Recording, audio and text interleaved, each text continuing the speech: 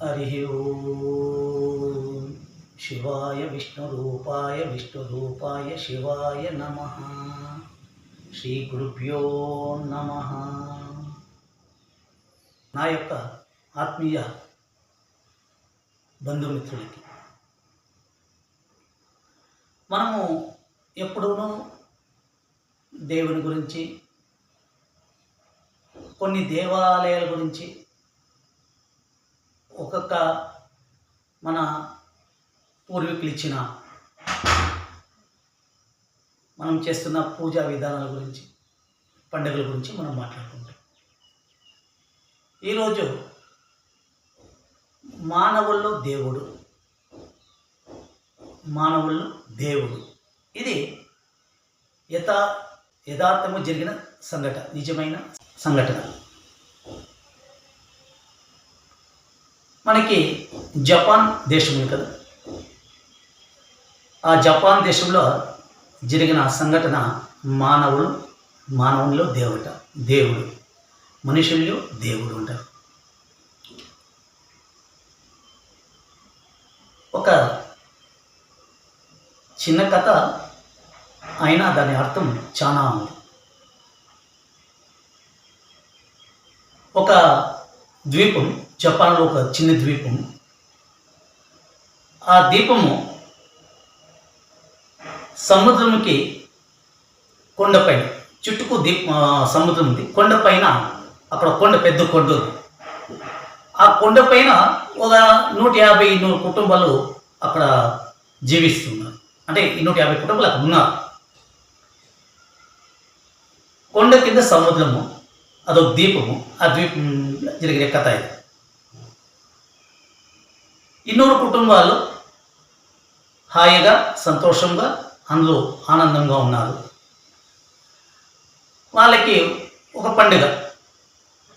ఆ పండుగ రోజు వాళ్ళంతా పోయి సముద్రంలో ఆ యొక్క పండుగను చేసి ఉత్సాహంగా ఉండి మళ్ళీ మరుసటి రోజు వాళ్ళు వచ్చేస్తారు. అందులో సరే, అందరూ మాట్లాడుకున్నారు, మనం పోతాము, ఆ యొక్క పండుగ కార్యక్రమం నడుపుతాము అనుకున్నారు. అప్పుడు ఊరిని చూసుకోవడానికి ఒకరు ఉండాలి కదా, ఎవరో ఒకరు ఉండాలి. ఆ ఒక్కడు ఉండాలంటే ఆ ఊరికి కొంచెం వయసైన ఆయన, ఒక పెద్ద ఆయన, నేను ఉంటాను, నేను ఊరిని చూసుకుంటాను, మీరు పై రండి అని చెప్తారు. సరే, అందరూ పిల్ల పాపలు, పెద్దవాళ్ళు, చిన్నవాళ్ళు అందరూ కలిసి ఆ యొక్క పండుగ కార్యక్రమాన్ని విశేషంగా నేర్పుకుంటూ సముద్రంకి వెళ్తారు. సముద్రం దగ్గర ఏమేమి నడుస్తుందని పెద్ద ఆయనకి తెలుస్తుంది. పెద్ద ఆయన ఎక్కడున్నాడు వీళ్ళకి కనబడదు. అంటే కొండపైన వీణున్నాడు, కొండ కింద వీణున్నారు. విశేషంగా సాయంకాలం అయ్యింది. పొద్దున్న నుంచి సాయంకాలం పూట జలకాలు ఆడినారు, పండుగలు చేసుకున్నారు, ఆనందంగా ఉన్నారు. సాయంకాలం సూర్యాస్తమయం సమయాన విశేషంగా దీపారాధన చేస్తున్నారు. ఆ పండుగని వాళ్ళ ఆనంద వేడుకలతో, వాళ్ళ యొక్క సంతోషాలతో ఉన్నారు. ఈ సమయంలో ఈ జపాన్లో అనుకోకుండా ఒక సునామీ వస్తుంది. అది ఎప్పుడు వస్తుంది, ఏమొస్తుంది ఎవరు చెప్పరు. ఇప్పటికే నడుస్తుంది, అప్పుడు నడిచిన కథ ఇది. ఆ సునామీ పైనుండేవైనా ఈ చిన్న బిడ్డలు, పెద్దవాళ్ళు అంతా ఆడుతున్న చూసి ఆనందంగా ఉన్నాడు. ఊరిలో ఒక ఉండే 100 ఇళ్ళని రౌండ్ వేస్తారు, 150 ఇళ్ళని రౌండ్ వేస్తారు. ఆ కింద చూసుకొని ఆనందంగా ఉన్నాడు. కానీ అక్కడి నుంచి వచ్చే ఒక సునామీ అలా వీని కనబడుతూ ఉంది. ఆ అల వచ్చినదంటే, ఒక అల ఎంత పెద్దగా వస్తుందంటే, ఆ అల వీళ్ళ దగ్గరకు వస్తే అక్కడ ఉండే వాళ్ళందరూ ఆ యొక్క సముద్రంలో వెళ్ళిపోతారు. అంటే ఆ సునామీ వచ్చి ఆ ప్రాంతాన్నంతా ఆక్రమించుకుంటుంది. ఈ పెద్ద ఆయనకి చెయ్యి కలాడతలేదు. పిల్లకాయలు వీళ్ళు ఆనందంగా ఉన్నాడు. పైన వీణున్నాడు, ఆనందంగా ఉన్నారు. వీనిక ఏం చేయాలి, ఎలా చేయాలి, ఎట్లా నేను వాళ్ళని రక్షించాలి? మానవులో దేవుడు, మనుష్యులో దేవుడు. ఈ ఆలోచన మనకి వచ్చింది. మనకి తబ్బిబ్బైపోతున్నాడు. యా విధంగా వచ్చేస్తే సరిపోతుంది. వీళ్ళు గట్టిగా అరుస్తున్నాడు. వాళ్ళంతా రమ్మని చెప్తున్నా, ఇట్లా సునామీ వచ్చేస్తుంది, మీరంతా వచ్చేయండి అని వీళ్ళు అరుస్తుంటే ఈ అరుపులు మనకి వినబడదు. అక్కడ పైనుంచి వీళ్ళు అరుస్తే మనకి వినబడతలేదు. వాళ్ళు ఆనందంలో ఉన్నారు కాబట్టి ఈ అరపుళ్ళు అరిచి వీని వల్ల కాకుండా ఆయన యొక్క ఆ క్షణకాలానికి ప్రజ్ఞా సమయం ఆయన యొక్క మనసు చేసింది ఒకే ఒక్క ఆయనకు వచ్చింది ఐడియా ఏమిటంటే ఒక ఇంటిని అంటించేస్తాను. పెద్ద ఇల్లు, ఆ ఇంటికి ఆయన నిప్పు పెట్టేస్తాడు. ఆ నిప్పు పెట్టిన క్షణకాలంలో ఆ నిప్పు పైకి పైకి లేస్తే కిందుండే వాళ్ళు చూస్తున్నారు. కిందుండే వాళ్ళు చూస్తే ఏం రా అంటుకొని శుద్ధి గ్రామం అంటుకొని ఇష్టం మనిషి అందరూ పరిగెత్తుకొని వాళ్ళు పిల్ల పాపలను ఎత్తుకొని వాళ్ళు పైకి వస్తారు. అందరూ పైకి వచ్చేస్తారు.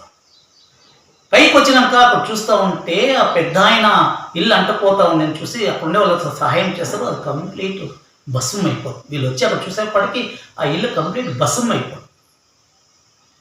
అప్పుడు అందరూ ఏమి ఇలా చేస్తావు, ఎందుకు ఇలా చేస్తావు అంటే ఆయన చెప్తాం, లేదప్పా మిమ్మల్ని రక్షించుకోవడానికి నాకు ఇది కాలేదు. వాళ్ళు క్షణకాలంలో పైకి వచ్చారో లేదో పెద్ద సునామీ వాళ్ళ యొక్క కొండ ప్రాంతాన్ని కాల భాగం అర్ధ భాగం కొండ ప్రాంతాన్ని ఆక్రమించుకొనిసింది. వాళ్ళ పైన ఇంకా చూసి గజగజాన్ని వణికిపోయినారు అందరూ. అమ్మ ఎంత పెద్ద సునామీరా, మనమంతా క్షణకాలం ఒక 1 minute or 30 secondsలో వాళ్ళంతా సేఫ్ అవ్వాలి, అంతా వాళ్ళకు క్షేమంగా చేరుకున్నారు. ఆమెకు అక్కడ చూస్తే ఆ పెద్ద ఆయన చుట్టూ జనాలు చేరుకున్నారు. 150-100 కుటుంబస్తులంతా చేరుకొని చూస్తే ఆ పెద్ద ఆయన తన సొంత ఇల్లునే ఆయన అంటించుకున్నాడు. వేరే ఇల్లు, పక్కిల్లు, ఆ ఇల్లు అంటీలేవైనా ఆయన పెద్ద ఇల్లు, ఆ గ్రామానికి పెద్ద ఆయన, ఆ పెద్ద ఆయన గ్రామానికి పెద్ద ఆయన తన సొంత ఇంటిని ఆయన అంటించేసినాడు. ఇందుని కాపాడాలి అన్నప్పుడు వాడు వేరే ఇల్లు అంటించే కానీ వేరే వాళ్ళు అగ్గు పెట్టాకని ఆయన చేయలే. ఆయన స్వయం ఆయన సొంత ఇంటిని అంటించి ఆ ప్రజలంతా రక్షించినాడు. ఆ ప్రజలు తమైకంతో ఆ పెద్ద ఆయనతో చేరుకున్నారు. అందరూ ఆనందంగా ఉన్నారు. అందరూ చేరి అంటే ఆ పెద్ద ఆయనకి భవ్యమైన ఇల్లు అందరూ చేరి కట్టించినారు. అందరి ప్రాణాలు కాపాడిన వాడు మానవులు దేవుడు, మనుషుల్లో దేవుడు. ఆ పెద్ద ఆయన ఆ గ్రామానికి దేవుడు వలె కనబడినాడు. అందరిని రక్షించిన దానికి చాలా సంవత్సరాలు ఆయన ఎంత గౌరవం ఇచ్చారంటే ఈరోజు ఆ ప్రాంతంలో పేరు నాకు కరెక్ట్గా అర్థమేసలే, ఆ ప్రాంతంలో పోతే ఈరోజు అక్కడ ఆయన విగ్రహం పెట్టి అందరూ అక్కడ ఉండే వాళ్ళు ఆయన పూజిస్తున్నారు. ఇలాంటి నీతి వాక్యాలు చెప్తామనుకున్నాను. నేను చెప్పిన నీతి వాక్యం విని అందరూ ఆనందించి మన వల్ల అయినంత సేవా భావన సద్భావనతో మనం ఉంటామని, అందరూ కలిసి పోతామని, అందరితో మనతో అందరూ అనే భావన మనం తీసుకొని ముందుకు నిలుస్తామనేసి మన హైందవ ధర్మాన్ని రక్షించుకొని మనం అందరితోనూ ప్రతి ఒక్కరితోనూ మనం కలిసిమెలిసి వెళ్తాము. ధర్మో రక్షిత అని కోరుతూ మీ అందరి రాజేంద్రుడు కళేంద్రుడు. ఓం శాంతి శాంతి శాంతి. సర్వం శ్రీరామకృష్ణార్పణమస్తు. కృష్ణం వందే జగద్గురు.